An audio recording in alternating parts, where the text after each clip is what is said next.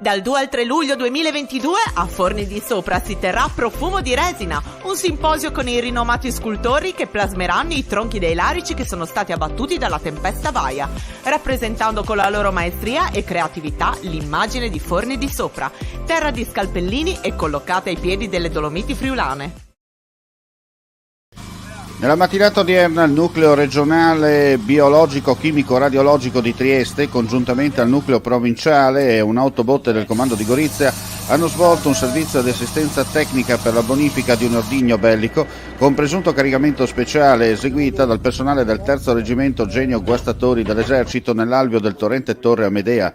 I vigili del fuoco hanno predisposto la strumentazione, uomini e mezzi in caso si fosse reso necessario prestare soccorso al personale impegnato nelle operazioni di bonifica, e hanno anche approntato le linee di decontaminazione per gli operatori nel caso l'ordigno fosse stato caricato con sostanze chimiche nocive.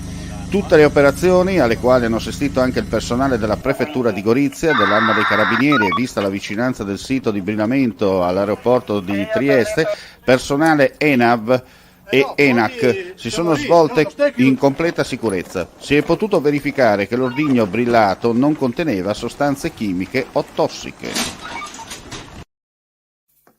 Vuoi assaggiare una birra dove al suo interno scopri la specialità tipica friulana? Lumi Beer, il prodotto ricavato in 20 ettari di terreno coltivato orzodistico, biodiversità, performance ambientale.